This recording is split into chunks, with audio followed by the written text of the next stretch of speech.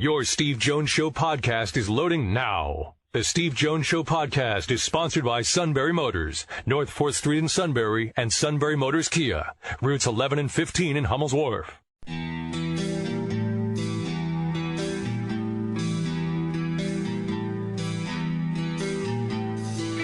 Sports talk where your voice counts. This is the Steve Jones Show on News Radio 1070 WKOK. Now from the Sunbury Motors Studio, here's Steve Jones.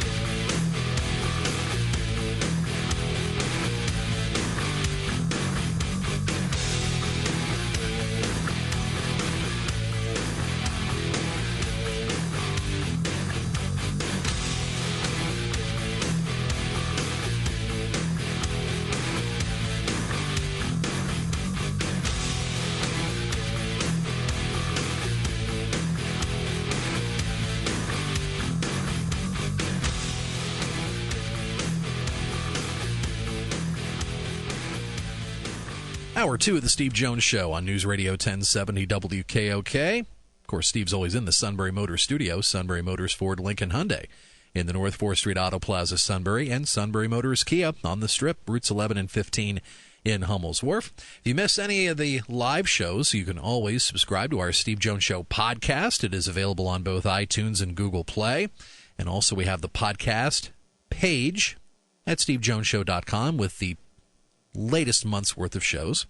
And then on stevejonesshow.com, go to Podcast Archive, and you'll see the previous 2 months' worth of shows. So we go back good 3+ months.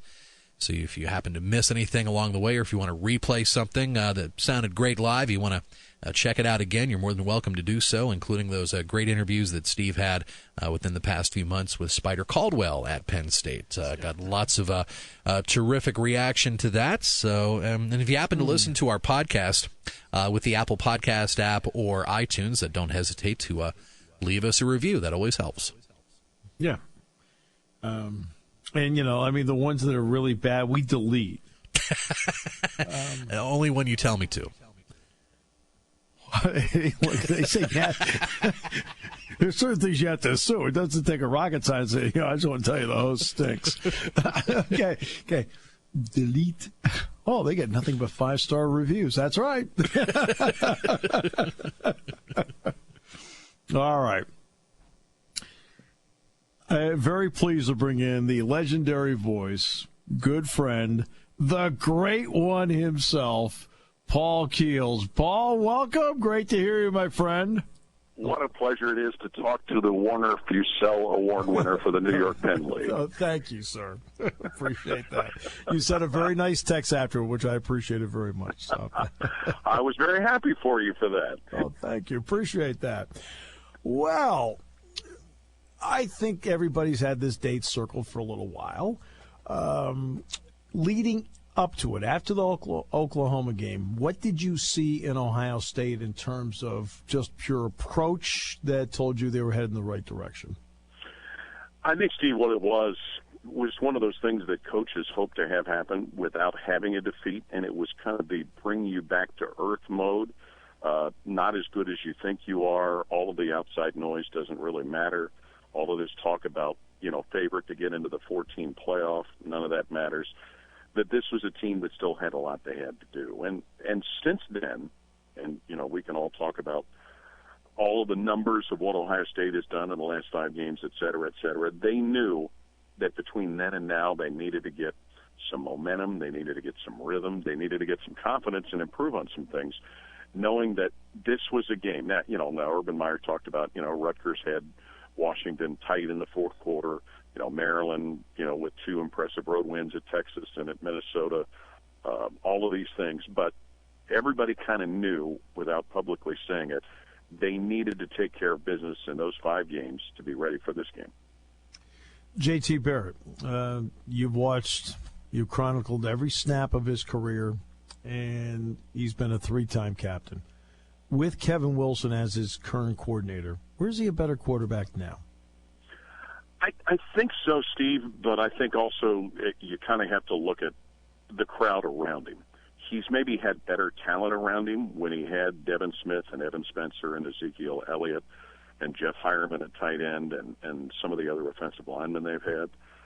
But I think what he has done is help the group around him now get better. Because what was the big failing for Ohio State last year struggled was the fact that their receiving group it didn't make the plays they needed to. Now, whether that was not getting enough protection, JT missing throws, you can dissect all of that. But I think now what's happened is this receiving group has grown up. They have developed a two-headed running back threat with J.K. Dobbins and Mike Weber. The offensive line seemingly has gotten some traction. And I think that also the combination of J.T. Barrett, Kevin Wilson, and let's not leave out Ryan Day, the new quarterback's coach. Right. I think that is all taking roots right now. You mentioned Dobbins in that answer. You've seen, obviously, a lot of great running backs. What are the signs that you see in him that he can be the next great one at Ohio State? Well, I think you have to start by first acknowledging, remember, this is a kid that missed all but one play of his senior year in high school last year with an injury. Came in the spring, went through all the early stuff, but just immediately looked, and I don't know if this makes sense to you, but he looked like an experienced player. He didn't look like it was his first time out there. Not to make an equal comparison, but similar to what Maurice Clarett showed when he first showed up. And the thing that helped Dobbins was that Mike Weber was nursing a hamstring injury, and so Dobbins was able to get a lot of the work. They really didn't have to play Weber much before they felt that he was good from the hamstring. Antonio Williams, their third tailback, gave him some good minutes in their opener against Indiana, so they didn't have to force Weber in there. He's got a great jump cut. He's got, it's just one of those you watch him, and it's kind of hard to imagine, but he just makes it look easy out there when he runs the football. A guy that that the average fan's not going to really watch, but that would be Billy Price. When you have, and I'm sure Jim watches obviously a lot more of this because you're watching the ball, but his move to center, what has that done to really stabilize the offensive line? Well, and it's a repeat movie, too, because if you remember, Pat Elflein did the same thing a couple of years ago. Billy is a tough guy out there. He came in as a defensive lineman. They moved him to offense, and he's just brought that same toughness, that same experience. I think, he's done what Pat Elflein did, and they both kind of fed off of J.T. Barrett directly. But what Billy's been able to do is give them that consistency right in the middle. So it's allowed Michael Jordan, now Demetrius Knox, due to the injury that they had at right guard, to be able in the middle to really solidify. And then you're seeing Jamarco Jones and Isaiah Price have picked up their performances from a year ago. But Billy's just kind of been a standard bearer. And from everything we hear, it's not just on the field. It's how they function as an offensive line, how they work out, how they do this. And he's one of those guys. I know he was named one of those mid-season All-Americans. But he's a guy that just has those intangible values that probably every team wishes they had on their offensive line. The defensive front. First of all, are they out of Bosa's? I just want to know. Okay. I just like to, before I continue with the questioning, are we out of Bosa's? As far as we know, although one of the, I forget who it was a few weeks ago, one of the offensive linemen said they were going to talk to John Bosa, Nick's dad, and see if there was any chance they could have some more kids. I believe that James Franklin had the same conversation with Saquon Barkley's parents for down the road when you and I are doing this 20 years from now. When you look at the defensive front, it was advertised going in they're going to be great. Have they met the expectation, in your opinion, if not exceeded it? I think so, Steve. Now, what's hard to tell, they've got 18 sacks. They've gone against some offenses that have gotten rid of the ball quickly. So that has affected the sack numbers, but I don't think there's any question. So consider this. You get Tracy Sprinkle back, who got hurt in the first game of the year last year. You lose Draymond Jones for 2 games, and all they do is they take Jalen Holmes and move him from end to tackle. Right. You get Sam Hubbard. You get Davon Hamilton, Robert Landers, Tyquan Lewis. And then you start talking about the young guys that have come in, Jonathan Cooper and Jayshon Cornell, a couple of true freshmen, Haskell Garrett and Chase Young.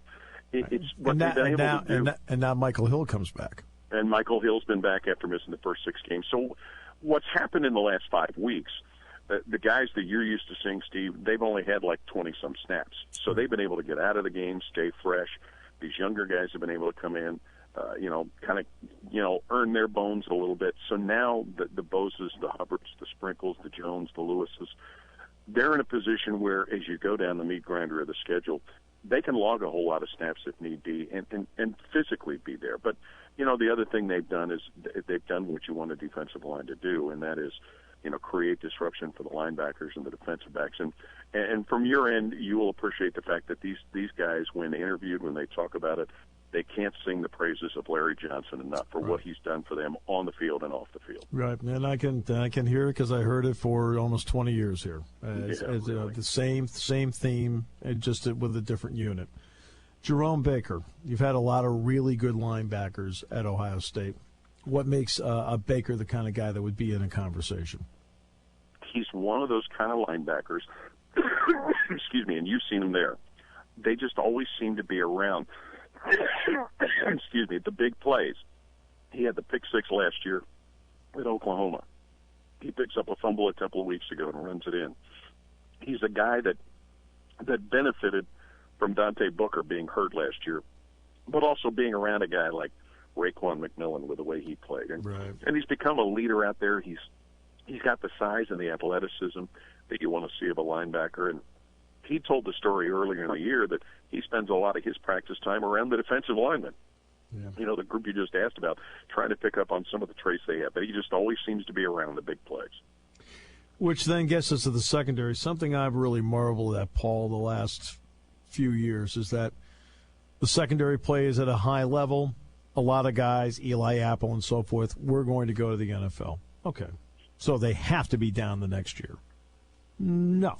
They've got Malik Hooker, they've got Lattimore, they've got Conley, and they're just as good, if not better. Well, they've had to do the same thing all over again.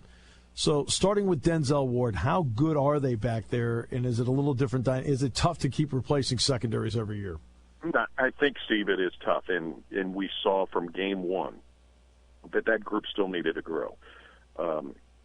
You know what it is that Indiana does. Excuse me for this cold. And the kind of stress that Indiana puts on you, and then the very next week a Baker Mayfield of Oklahoma. But Denzel Ward and Damon Arnett are kind of the linchpins there at corner, and then Damon Webb and Jordan Fuller have really been steady at safety, but it's taken them a while.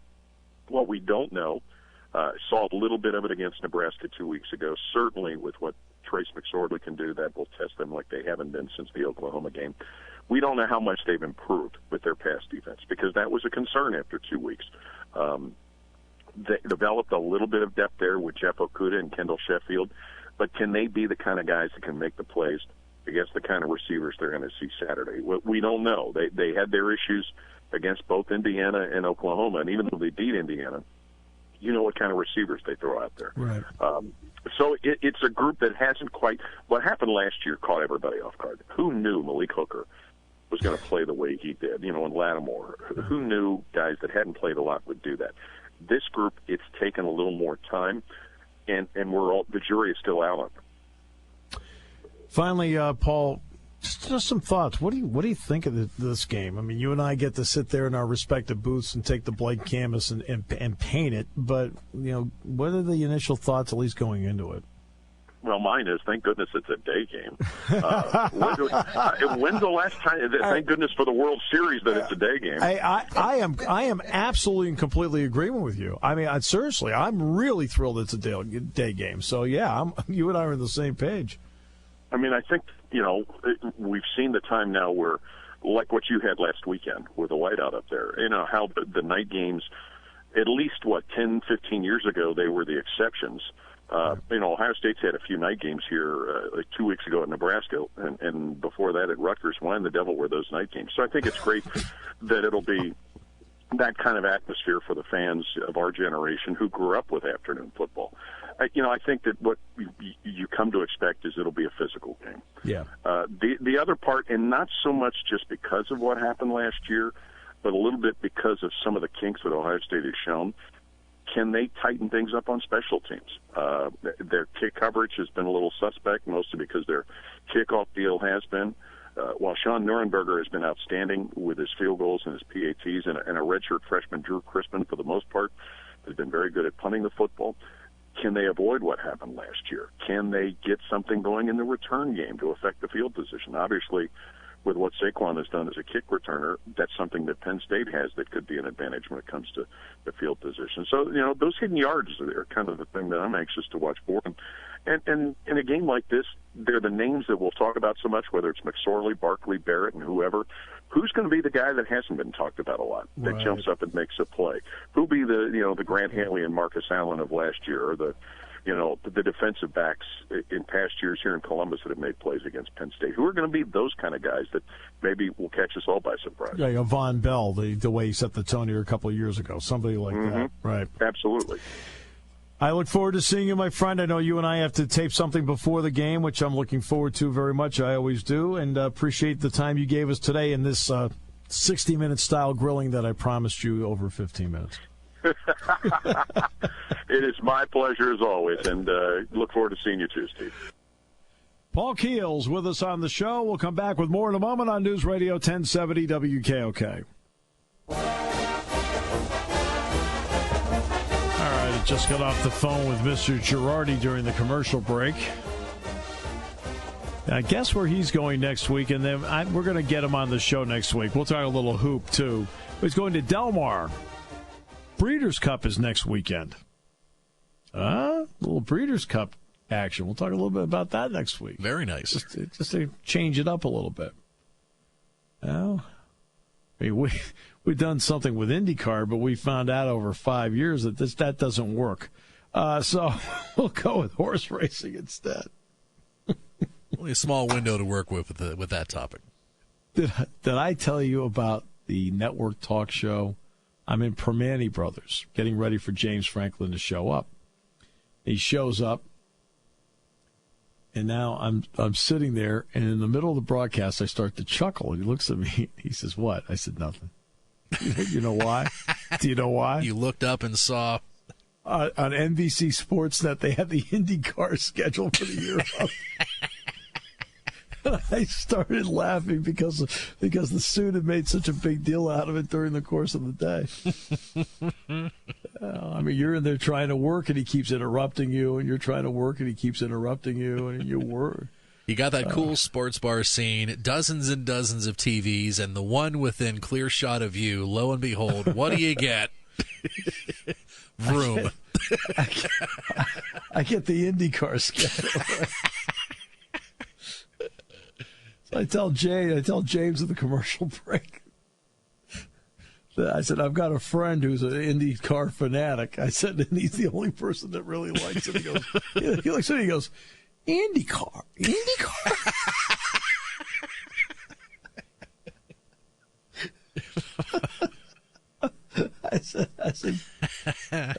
I swear to stack of Bibles, he loves it.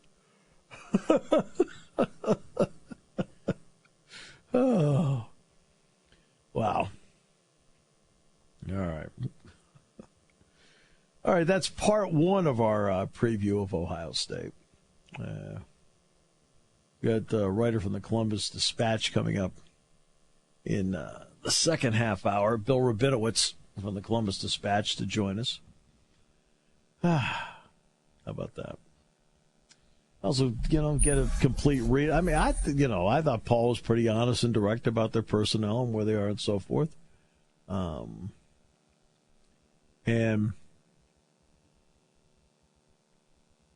it's by the way, Tate Martell's the guy impersonating Trace McSorley in the Ohio State practice. That's nice. Look, you just try to give him a look. That's what you try to do. You try to give him a look. Trying to think. Yeah, who's our JT Barrett guy you'll see in practice? Last year it was Josh McPherson, so I would think Josh would be doing that again. Just the ability to. Because they went, to be honest with you, they did it last night. I didn't even really pay attention as to who was running it. Because they do situations. So, you want a throwing quarterback in there where you're trying to throw the ball. So,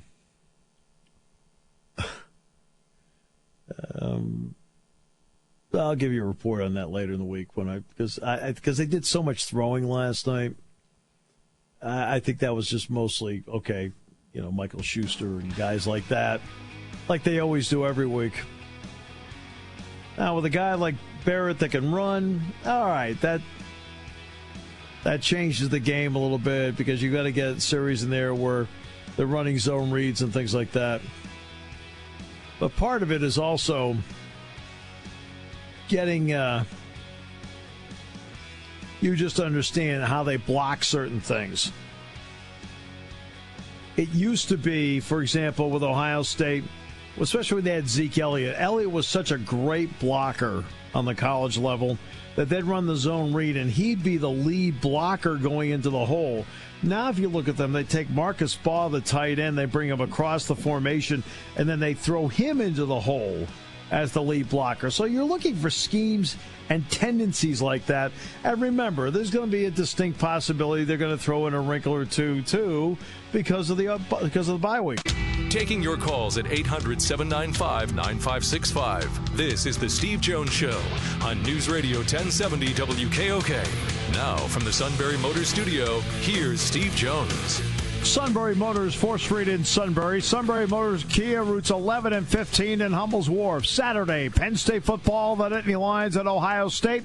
3:30 the kickoff and 2 o'clock the airtime. And joining us from the Columbus Dispatch is Bill Rabinowitz, the beat writer for Ohio State football. Bill, welcome. It's a pleasure to have you with us. Happy to be on with you guys. All right.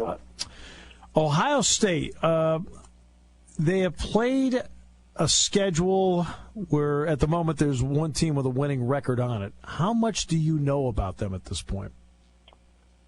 That's a great question. That's kind of the question. Is obviously the one marquee opponent they played, Oklahoma, they laid an egg, and they rolled over 5 very inferior opponents.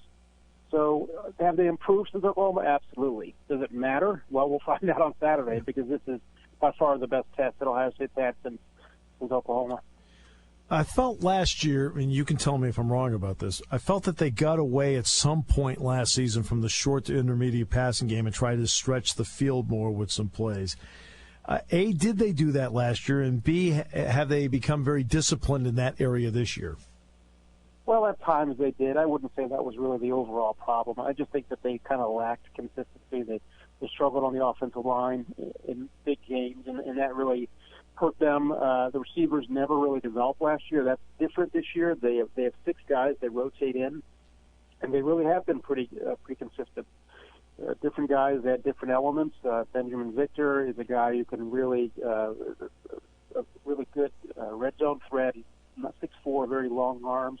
He stops the Fenn in there. Paris Campbell is a guy who can catch a crossing pattern and go because he's incredibly fast. So they have weapons now. It's just a matter of, okay, can they be consistent? Can they avoid the drops? And can JT throw the ball on time and accurately? And can their line protect? That's basically an age-old football question.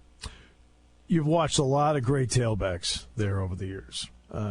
When you look at J.K. Dobbins, what are some of the qualities that you see in him that impress you? I think the thing that jumps out at me is lateral quickness. He can kind of stop on a dime and just shift kind of a jump cut and avoid tacklers. Most of his yards come between the tackles. Both he and Mike Weber are really between the tackles runners. They can go outside, but they prefer to go north-south pretty quickly. For a freshman, he makes very few mistakes. He's pretty good on blitz pickups, can catch the ball. He seems very mature. We don't really talk to these guys a lot as a freshman. He's been available a couple times and seems like he's a pretty mature, level-headed kid. It's kind of funny because 2 years ago, Saquon Barkley kind of announced his presence against Ohio State. I remember Ezekiel Elliott tweeted after the game, and watch out for this kid. And Dobbins has a chance because obviously all the attention is going to be on Barkley and the Heisman Trophy frontrunner, as he should be. And I'm sure that for guys like that, it's like, okay, I'm in this game too.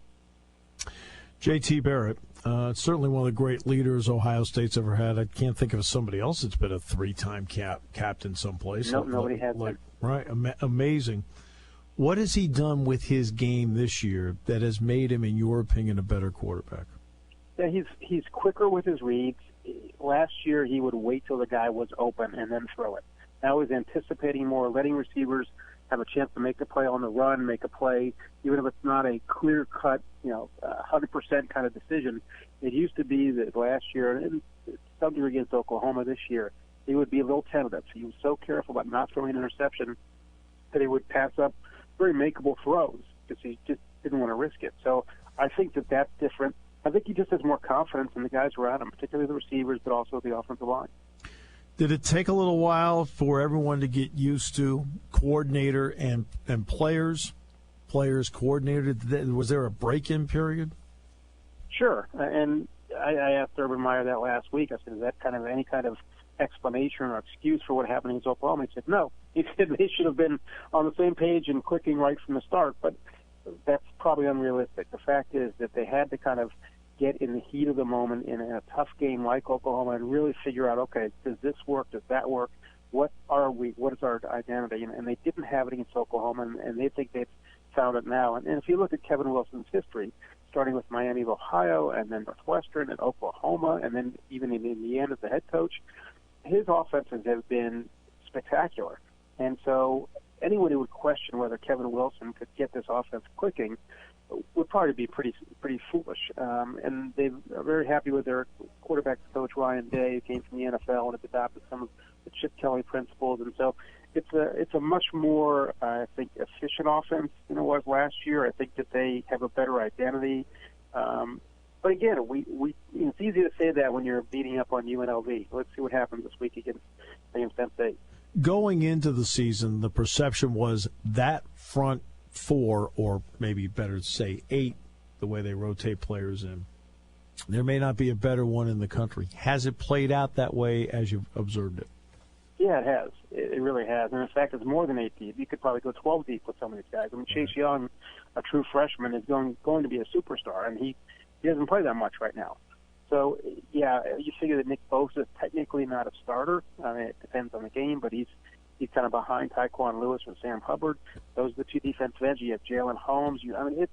They really are loaded, and I think that's going to be a huge test for Penn State's offensive line, which I think it's an improved line. I'm not sure it's an elite line, and when you have Ohio State that can come at them in waves and not have tired linemen in the fourth quarter, that's going to be a real challenge for Penn State. Then what have you thought about the back 7, linebackers and DBs? Yeah, they've been good. I don't think they've been great, especially the DBs. I mean, the guys have come on. Jordan Fuller has come on. He's now a pretty solid safety. Damon Webb, they feel pretty good about. Denzel Ward is a pretty close to a lockdown corner. The other cornerback spot has been pretty shaky. They hope that Kendall Sheffield, who was a junior college guy who originally signed with Alabama, would become a star from day one, and he's had his issues. Damon Arnett is kind of a smaller guy. They really like the freshman Jeffrey Okuda, but he's, again, a true freshman. The linebackers have been good. They lost Chris Worley. He sprained his foot against taking one of those cut blocks against Army. And the tough Portland has come in and played very well, and now Worley, they think, is back. And so they're pretty solid there. Jerome Baker is a real star. I mean, he's really good. He's really good, and that's a guy that's going to be essential. You know, they may put him on Gesicki. They'll use him in a lot of ways to try to combat some of what Penn State does. What has happened to the depth on the Ohio State defense now that the suspensions have been lifted to Michael Hill at defensive tackle and Eric Smith at safety? Yeah, the rich get richer. Hill is a bigger factor because he was a starter last year. Eric Smith was a guy who was really beaten out by Jordan Fuller. So, they got him back. I'm not sure that they really are going to plan to use him as to give it a significant role unless something happens with an injury or something.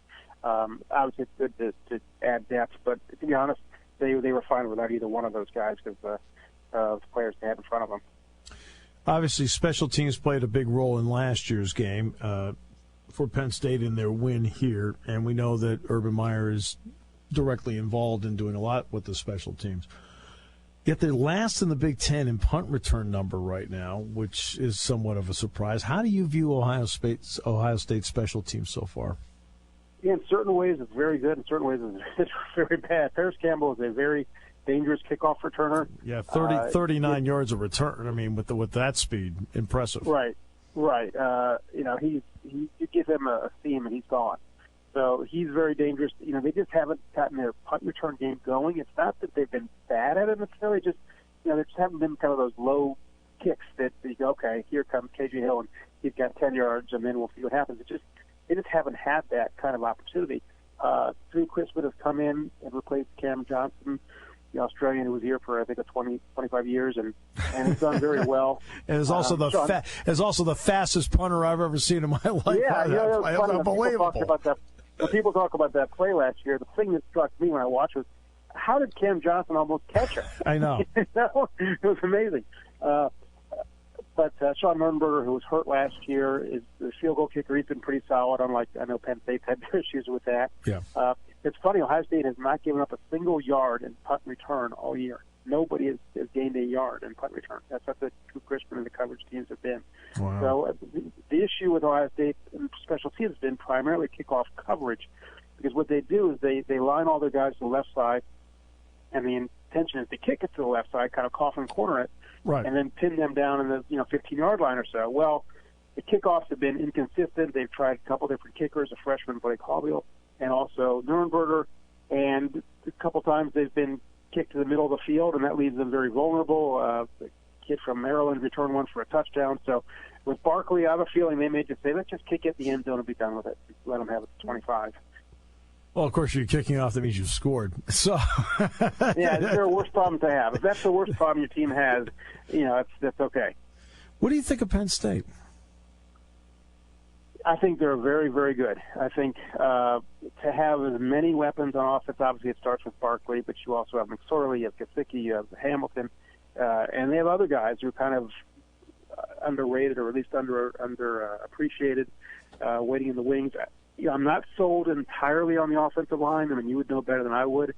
I think defensively they've been outstanding, but again, they haven't played an offense anywhere close to Ohio State. I looked this up. That's right. I think Northwestern was ranked 74th in total offense. That's the best offense that they've played this year. And Michigan, we know, has a very flawed offense, very shaky passing game. And you look at the other opponents Penn State has played, you go, okay, yes, I think they're very good. They're very aggressive. They play well together. But they have not been tested the way that Ohio State's going to test them. It's funny, and I'm going to write this, is that for the number 2nd and number 6th ranked teams in the country to meet in late October, there's still a mystery in a lot of ways, because you just don't know how good either team is because of the competition they played. What does this game mean to the fan base there? We know Michigan is the be-all, end-all. Got it, completely understand that. Has this game risen to any level there over the years, other than the fact that both teams right now are really good? It has. I mean, they compete for recruits. They're obviously a joining state. So I think that Penn State is a special team to Ohio State fans. There are three. It's Michigan, it's Michigan State, and it's Penn State. Okay. And those are the three games in the East, three opponents in the East that Ohio State really considers their rivals. A lot of people thought that after the sanctions that Penn State would be down for a long, long time. Obviously, that hasn't happened. That's a credit to their coaches and their players. And after what happened last year when Penn State stunned them, I mean, Sam Hubbard said last week that they just didn't really respect Penn State as a team that they thought could beat them. And so I think that they were very surprised. And at the time, honestly, Penn State wasn't a great team. I mean, they played very well that night, and that just jump-started that program, really. Penn State was a different team from that moment on. But until that game, they looked like a team that, okay, they'll be tough at home because of the whiteout, and Penn State's certainly a credible program. But I don't think Ohio State saw them as being on their level necessarily, Ohio State fans at least. And I think they certainly do now. I mean, when you're the number 2 team in the country coming in, this is a statement game. I mean, it's not just about the playoffs and all this. It's about, okay, who's really the best program in the Big Ten? Absolute pleasure, Bill. Look forward to seeing you on Saturday. Look forward to it. Thank you. Bill Rabinowitz joining us on the show from the Columbus Dispatch. We'll come back and wrap up today's broadcast extravaganza in a moment on News Radio 1070 WKOK, brought to you by Sunbury Motors. If you want to have a fun day, you have to drive a Hyundai. Sunbury Motors Hyundai is putting other import brands on high alert with their drastic new Hyundai reductions. While other dealers have 2017 Accents for $17,140, Sunbury Motors Hyundai has Accents starting at $12,890. Compare a Toyota Camry with a 2017 Sonata for $18,965. And you decide which is the better value. All new Hyundais come with America's best warranty, a 10-year, 100 100,000-mile powertrain warranty. Sunbury Motors has 13 Hyundai Tucsons starting at $23,143. Save up to $49,49 on a 2017 Hyundai Santa Fe Sport. Santa Fe Sports start at $25,766. If you want to have a fun day, you have to drive a Hyundai. Brand new Elantras start at $16,680. With these prices, Sunbury Motors Hyundai is putting other import brands on high alert. SMC Hyundai in the North 4th Street Auto Plaza, Sunbury. Accent sedan and Santa Fe models with SMC loaner vehicles.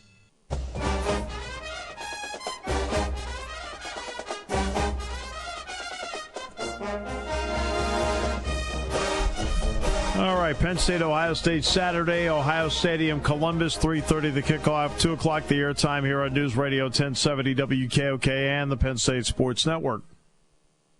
Martavis Bryant relegated to the scout team today, which means in all likelihood he is not playing on Sunday against Detroit Sunday night. And this is over his social media posts. Ron Cook, you pointed out to me, Ron Cook wrote a column in the Pittsburgh Post-Gazette that essentially said that Martavis Bryant needs to go up man-to-man, face-to-face, and apologize to Juju Smith-Schuster. I agree with that. And when you're out there on social media and say he's nowhere near as good as I am, that's your teammate, for goodness sakes. All right? It's your teammate. Get into a Twitter war, fight with fans. I remember back in the spring during the draft, remember he was on social media on Twitter, kind of nixing the second-round draft pick with Smith-Schuster, and he was kind of saying, oh, he's not my replacement. He's Sammy Coates' replacement. I guess he was right about that, since Sammy's no longer on the team, but still. It doesn't matter. Okay? No, it doesn't. They're both there. Use it to your advantage, for example.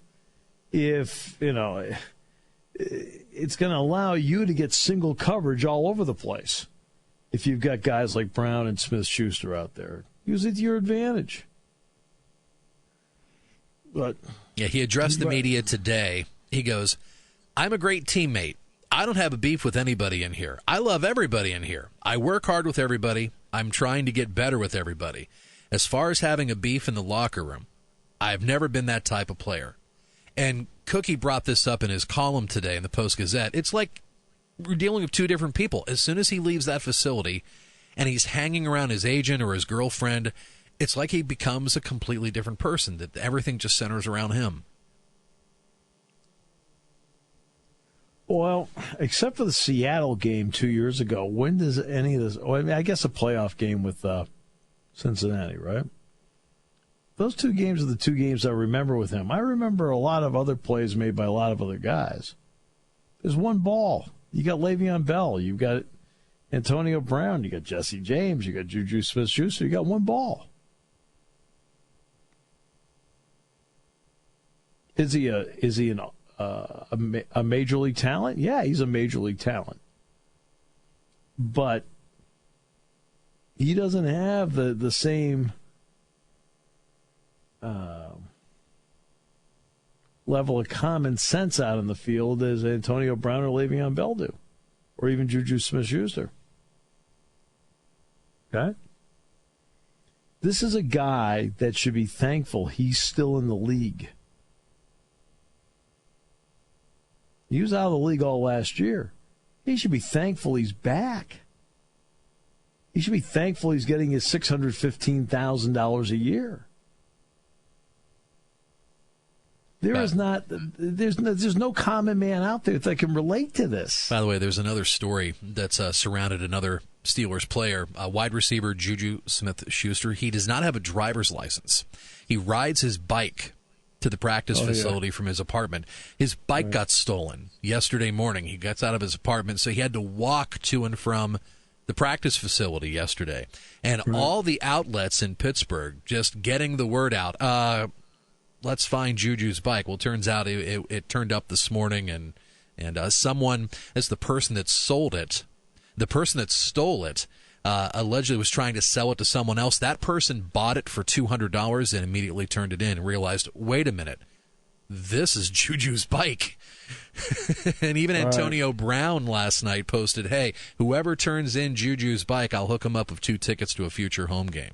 It's just he's just such a beloved guy, and hasn't even been in there for a year. I mean, he's like Mike Tomlin's. He's kind of like Tomlin's like a father figure to him. Yeah, and it's just a complete 180 with what's been going on with Bryant. Well, my only contact around Juju, obviously, was the Rose Bowl. And you could tell that his teammates thought the world of him. And Juju had I think he had 9 catches in the game. And great balance, excellent hands, good route runner. You know, I mean, who's a better athlete out there? Chris Hogan's a lacrosse player, but Chris Hogan or Martavis Bryant. Now, which one of the two would you want? I'd want Chris Hogan. Sorry. It's the way it goes. Don't really care about your straight line speed or anything like that. I want dependability over there. Dependability is a big part of the National Football League. What part of Martavis Bryant's game is dependable? Well, I remember you said this earlier this year, not just in football, but in sports. I mean, quote unquote, dependability wins every time. Every time. Every time they throw somebody out there, the coaches and managers don't want to roll the dice. The A.J. Hinch is starting Justin Verlander tonight. Guess what? Hey, he's got a track record of, quote, dependability, especially in big moments. You're going to be a little more relaxed in the Houston dugout tonight with him out there. Dependability. That's how you play. Who's a good athlete that makes fewer mistakes? Steelers have the Detroit Lions on Sunday Night Football at 8:30. Gee, if they win without Martavis Bryant, what does that tell you? No Bryant, no problem. Exactly. They made it to the AFC Championship game last year without him. Shouldn't that send a message?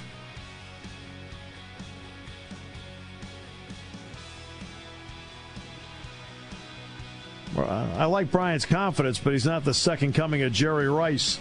We'll come back tomorrow. Great to have you with us. Brought to you by Sunbury Motors.